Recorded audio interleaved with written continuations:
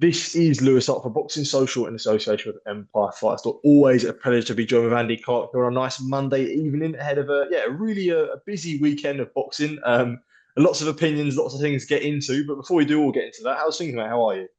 Good, yeah. Can't complain. Can't complain. Yeah, Cold house yeah, because our boiler stopped working, but you know, let's not yeah. get into that. Yeah, definitely, definitely. Cold, but there was a lot of heat over the weekend. Yeah, obviously Mike Tyson, Jake Paul, and Zurdo against Chris Billam-Smith. But I guess we'll just start on Saturday's action in Saudi Arabia. Zurdo becoming the unified cruiserweight champion, holding the WBO and the WBA, beating Chris Billam-Smith in a like in a real, I'd say, like one-sided sort of a brutal ones. Not it was a brutal fight for both, but it was quite one-sided in the end. But yeah, I guess what did you make of the cruiserweight unification?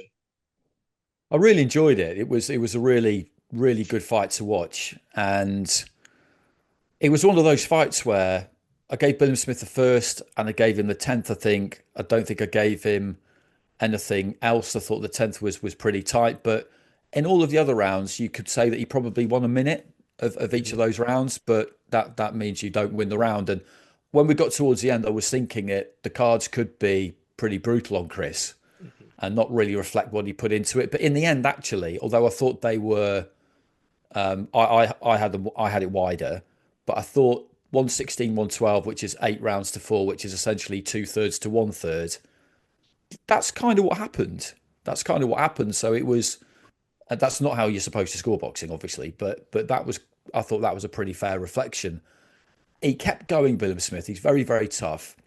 He had a look about him like he still believed right up until the end that he could win. Mhm. It wasn't like he was hanging in there, throwing a few flurries, thinking, "I'll just hope that something changes." He was always trying to make it change the pattern of the fight, but he just wasn't able to do it. He started well, and at the end of the first round, I turned around to Matt Macklin and I said, "Wow, Ramirez might be in trouble here because that first round went William Smith's way, courtesy of the fact that he looked like he might be able to get on top of him and bully him a bit." And then he got his feet moving, Ramirez. And I just really enjoyed watching him. I thought he was great because he's someone who I've always struggled to work out quite how good he is. He's always been very good, but how I mean how good really? It's because he didn't really have a dance partner at super middle, went through light heavy quite quick, lost to Bivol, but you don't really Yeah. condemn someone for that. Then a good win against Goulamirian, but he'd been really inactive. So it's just tricky to get an accurate read, I've always thought with him. But he's got really sharp hands, quick hands, super accurate.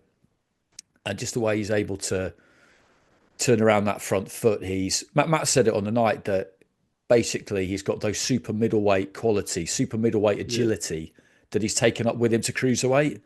And he could maybe be a bit more mobile if he came in at 190, low 190s, which is probably his his optimum weight really. But I guess you put the rest on because it helps you take a shot, it helps you soak up a shot. I guess that's the theory behind it. But it was yeah, there was only one winner. It was clear, very clear at the end who had won.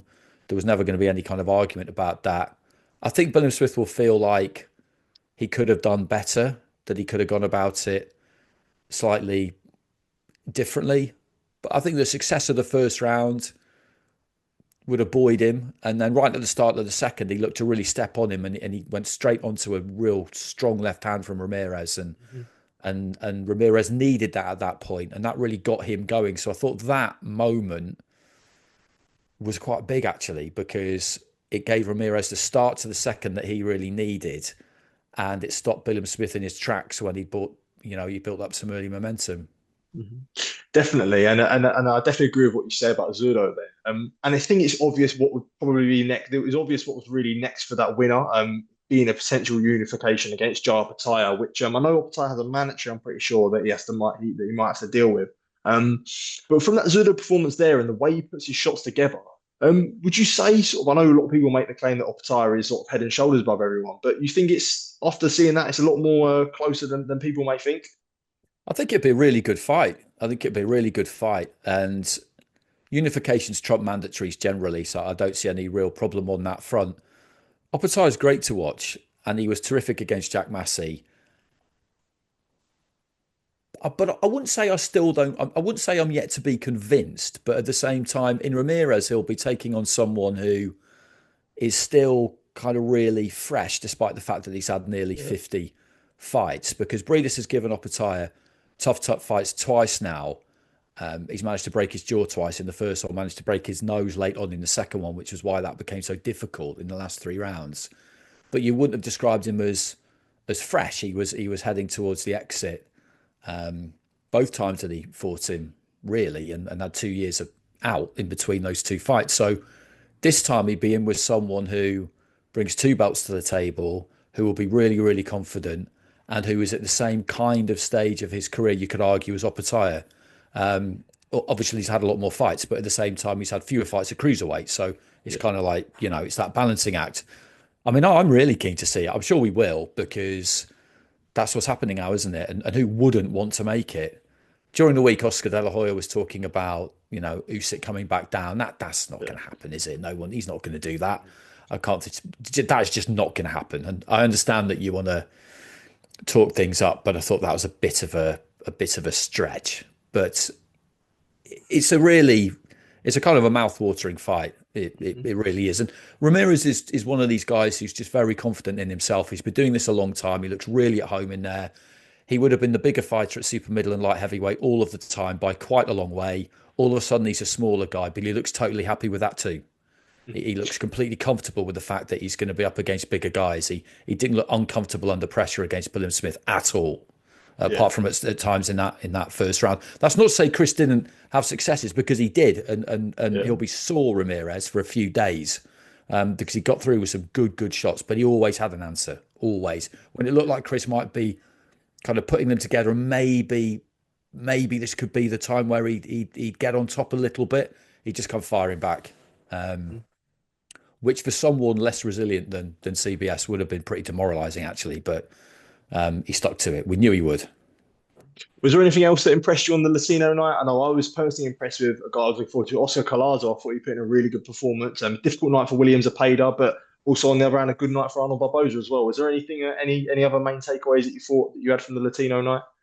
I really enjoyed it. I thought Barboza was a bit safety first against a Ramirez who looks like he's lost it, hasn't he? He's lost the magic, Mhm. which happens. But he won, and that was the main thing for Glasgow. I really enjoyed Akhmadov against Duarte. I thought that was a Yeah, fantastic fight. I felt for Akhmadov because, again, he didn't get the decision. I didn't have a big problem with Duarte getting it. I thought he was close. I yeah, thought Duarte landed like the heaviest shots. Akhmadov landed more, but then how do you? That's where scoring's hard. How do you weigh that up? How do you decide? Mhm. The 8-2 in Duarte's favour was a bit ridiculous, but the Yeah, 6-4 I thought was okay. Yeah, Koyatsu was brilliant. I disappeared down a bit of a rabbit hole with him last week because I'd heard yeah. about him and not really seen him, and I just ended up watching everything that's out there on him because he just looked really, really good. And he's taken out a long reigning, really, really tough world champion there in brutal fashion. He really has. He's made a couple of people quit on their stool. He's knocked a couple out in quite clinical fashion. He would appear to be able to do pretty much everything, and he's a real solid little kind of tank. So he will be moving up through the weights, but I think he wants to try at least and unify, clear up that division, become undisputed if he can. And yeah, I really enjoyed watching him. Really enjoyed watching him. We had a good opener as well. Alma Youth against Mm. Garcia was a really good Yeah. fight. Alma Youth's always in really good fights. It'll drive Buddy McGirt a bit mad. I thought he was a little bit lucky to get a draw actually, but it wasn't anything to get too excited about. And then Zepeda against Farmer. I thought Farmer was great. He Uh, was. I didn't expect that. no, I didn't Yeah. either. And yeah, Zepeda did win because he outworked him in the second half of the fight. But the better punches came from Farmer. The better quality came from Farmer. And I think people will look at that now with Zepeda and think, okay, you get this guy in the pocket, you back your own skills to, slip and fire back, and you can get something done there. Mhm. Yeah, absolutely. That's for sure. I agree definitely there on Farmer. But I did want to quickly move on to a big talking point, not just in the boxing world, but in world news, I guess. Jake Paul beats Mike Tyson by unanimous decision. In a yeah, I mean, a very. I mean, no one's going to really call that up of a fight, but yeah, I guess what was your initial? Now it's been a couple of days. Your main takeaway from Friday night action, as in the main event. It's kind of it is kind of fascinating because I made my peace with all that stuff as much as you ever can, because you're always going to have some reservations, I think. But I made my peace with it a while ago. There's nothing we can really do about it. Should any athletic commission in the United States have licensed that as a pro fight? No, but we always knew that somebody would. Did I really want to see Tyson in the ring at 58 years old? Absolutely not, because no 58-year-old in the world should be in a ring with a fit, strong 27-year-old. That's just any doctor will tell you that, whatever their sporting background is. That's just not something that should happen. So there are all sorts of things wrong with it, and I don't just kind of shrug my shoulders and think, oh well, there's no point complaining about it. We should all just get on with it, because you have to make these points when something like this comes along. But at the same time, there were things about it that really did interest me when I watched it. I didn't watch it live, but when I watched it, it's interesting watching a fight when everybody else, or it seems like everybody else, has already seen it, and you see all these opinions on Twitter, and then you'd think, I wonder what I'll think when I actually watch it. And when I did watch it, I do think they were both genuinely trying to win. I don't think there was any kind of script or agreement beforehand. I thought there may well have been. I was kind of hoping there would be. I don't think there was, because I think Tyson was perfectly happy to try and knock Jake Paul out. And I think Jake Paul spent 6 rounds, particularly the earlier ones, trying to knock out Mike Tyson. That's what it looked like to me. And then towards the end, I think he realised that maybe he wasn't going to, and he didn't need to. Why take that risk? And then right at the very end, he was clever. He did the kind of like bow and stepped off him, and Yeah, that made it look like, oh, I could have done if I'd wanted to. I don't think he could have. I think he tried to and he couldn't. But that was a good bit of PR from him, because he could then say at the end, I didn't want to hurt somebody unnecessarily who didn't need to be hurt, and all that kind of thing. He's very, very clever. When you look at these yeah, guys with their branding and the way they sell things and the way they think about things, they are very, very intelligent when it comes to their own business. And anybody who thinks otherwise and dismisses them as whatever they would care to dismiss them as is that's really foolish. They really know what they're about. Jake Paul's not good enough to carry someone. I think mm, that's what it comes down to. And again, that's not me throwing shade at him, because he's been doing this for 4 years and he has dedicated himself, and he is considerably better than he was when he started. He's made real improvements. I wouldn't say there's any particular natural athletic ability there, to be honest with you, to work with. Um, but he's done well on that score. But he's not good enough to carry someone. You have to be really good to do that. Floyd Mayweather could do that against Conor McGregor without any risk to himself. Let him go deep in the fight and then get it stopped. And no one will ever convince me that isn't what happened. That's what happened. Roy Jones and Mike Tyson were able to work with each other to go 8 rounds and make it look as good as they could without either one of them really being in any danger. But again, that's Mike Tyson and Roy Jones. yeah, Those are the kinds of fighters we're talking about here. He's not good enough to carry Mike Tyson. He just isn't. I just kind of wonder what he'll do now, because he's bound to want to keep going, because it's intoxicating boxing, and he loves playing the villain, and he loves throwing it out there just to wind up all the boxing fans that Canelo and all this, and putting himself in conversations with world champions. He's not going to do that. He's not stupid, because he knows what would happen. I guess it's possible that in another couple of years, if he keeps doing what he's been doing and just knocking off retired, faded, former MMA stars, or if he's allowed to keep doing it with boxers, I really hope not. But if he is, yeah, then you can always get to that point where your ego becomes so big that you do become completely detached from reality, and then start to believe that, oh, actually, yeah, maybe I could, and then yeah, you get an absolute hiding off someone. But it all peaked with Friday, didn't it? Because mm, where'd you go after Mike Tyson? Like, Mike Tyson's he is one of the most famous men in the world. not just in sport, in the world, because how many people don't know who Mike Tyson is? You know, it's that old Ali thing. If you were flying over any country in the world and I parachuted out, people would see me and they'd smile. They wouldn't necessarily smile when they saw Tyson, but if you pointed to him and said, "Who's that?" Like you get Yeah. dropped from an airplane in any country, Mhm. anywhere, there's a pretty good chance that whoever you came across would know who that was. Like Mhm. more so than Yeah. almost anyone else I can think of. So kind of everything's going to be down from here in terms of the eyeballs and the attention and everything like that. So I wonder whether this was what he was aiming towards from a way out. Jake Paul, he'd identified Tyson as the ultimate kind of holy grail for this long con, I guess he's been on in a sense. Because where do you go from there? I Yeah. mean, am I right about that? Do you think? Like, I No, mean, we're so yeah, soaked in 100%. boxing, it's kind of. But Tyson is like everyone knows who Mike Tyson is. I think is it a case to say like, okay, does he go down like a legitimate route? Like, even if you'd call it legitimate route, because I saw Gilberto Mendoza from the WBA, he was saying, I want to make the Chavez Jr. fight for a WBA belt. Not obviously, it wouldn't be like the world title belt, but be like a gold or something like that. I don't know whether it may be like, does he pay attention and I guess focus on the lengths of the Chavez Jr. and sort of slowly build? I don't know. Do you think that's even a possible sort of solution that he sort of fights these faded guys like Chavez Jr., who are boxers who and then sort of makes his way somehow to some sort of title or some sort of top 15 ranking in the governing body? I mean, yeah, it's not impossible. Like Chavez is a decent shout. Yeah, I did see that actually, because he would fancy the payday. When he was in shape and boxing properly, he would have obliterated Jake Paul. Yeah. But it's a long time since he's done that. I would imagine he probably hasn't been living the life of an No. athlete in the interim period. So that is something that he could be tempted into that Chavez Jr. I think it's just a question of whether Jake Paul thinks that he's big enough. But as I said, compared to Tyson, nobody is. Yeah.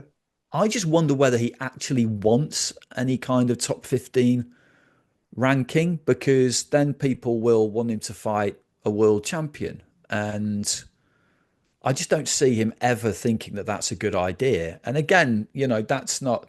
We just look at facts. He took up boxing 4 years ago. Nobody could do that, and 4 years later be in a position to challenge any kind of world champion. Nobody, absolutely no one. Yeah, Chavez.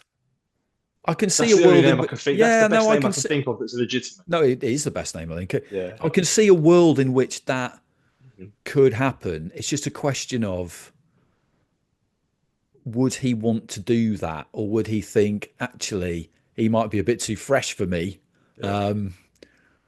and he'll go after I don't know who else he would go after another retired fighter. You could. I know his brother had boxed that exhibition with Mayweather. Yeah.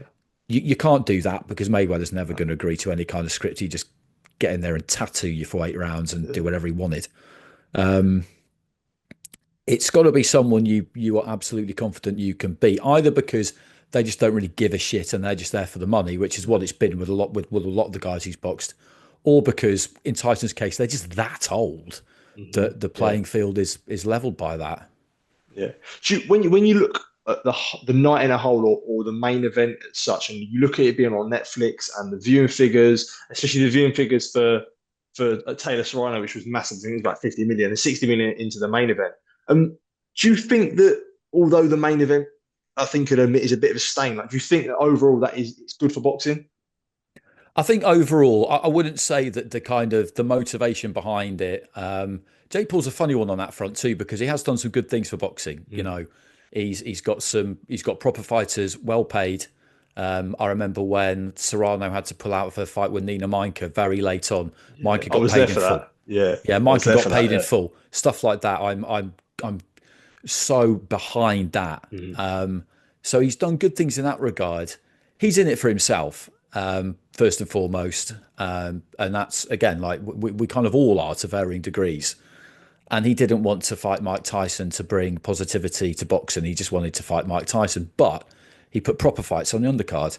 And Taylor Serrano was magnificent again, and loads of people watched it. So loads of people who watched that on Friday will have seen some real boxing and how amazing this sport can be. And the juxtaposition of that and the main event, if you watch both, even if you'd never watched boxing a day in your life, you would be left in no doubt as to which was better. Yeah. Like you wouldn't think, oh wow, like Jake Paul and Mike Tyson. Like, Jake Paul's amazing. You'd think, fuck me, Serrano and Taylor was an incredible fight. I'd love to see that again. Not really sure what that was at the top of the bill, but if they did another one of them and they had another one of these, second to last, then I'd probably watch that again. So really, I think for any kind of longevity with it, to an extent, Taylor Serrano having that on the card was kind of crucial, because otherwise, I think people who watched it would just think, "Oh dear me, I've been had," Mhm. and they wouldn't really care because they subscribe to Netflix anyway. It hasn't cost them anything. It's not no harm, no foul, if you like. But it's kind of they would feel like, "Ah, right, okay, I've been absolutely done here." Whereas, and they wouldn't watch that kind of thing again. Whereas they, you still might, because bizarrely you'd be looking at you'd be looking at the undercard. Yeah, definitely. Final few from myself. Did want to get your overall thoughts, as you say, on Taylor Serrano there. Very much sort of picked up from round 11 there. So identical to the first fight, an absolute barn burner. And as you say, a great advert for the women's game and on such a worldwide platform. Yeah, it was tremendous. It was tremendous. I thought Taylor won. And with the point deduction, she needed to win 6 rounds. I feel for Serrano because when you've performed like she has twice, it must be very hard to walk away with 2 defeats. But that doesn't mean that it's wrong. Mhm. It doesn't. It doesn't. It wouldn't mean that it would have been wrong if it had been one apiece or if it had been 2 draws. They were close. I can understand why other people feel like she deserved to get one of them or both of them. I wouldn't. I wouldn't argue. I wouldn't die on that hill. I felt like Taylor did enough twice, but it was just such a good. It was just such a good fight again. It was such a good fight, and to the point where even though it's 2-0, I think people would watch it again. I Yeah. think Serrano's probably interested in doing 12 threes or 10 threes. Mhm. Taylor's Taylor, so I don't see a world in which he wouldn't do that. Although I do think that would probably suit Serrano more than her. But then again, you know, who knows with her? She's got this ability to dig in that very few people have got, and they're just 2 class acts. Serrano was upset at the end, and her original Yeah. response on social media, which she then kind of later retracted. I don't think she really needed to, because people who follow the sport, you understand that it's raw, and you understand that she did get a terrible cut from her headbutt, which did change the fight, I think, and would have had a big effect on her. No one's. I didn't read that and think, oh dear, what a crybaby. I read that and just thought, yeah, I mean, it's a reasonable point you make, and it's very soon after the event, so it would have shown remarkable self restraint if she hadn't said Yeah. something about that. Hmm. Yeah, it was great. And I think the stat is that Netflix have given, and I believe their numbers too. Sometimes when numbers are Yeah. given out, you think, hang on a second. Yeah, I But with agree. Yeah. that, you think to yourself, yeah, no, that makes sense, because Hmm. it's easy to think that everyone in the entire world has got Netflix, and clearly that's not the case. But in the USA and the UK, just like the 2 markets we know best, I guess, loads of people have got Netflix, Hmm. loads, and it was a stateside, Friday night. I'm guessing it probably wasn't up against a lot. I mean, they're going into NFL soon, aren't they? So I guess it would have been a useful, not dry run exactly, but covering live sports different.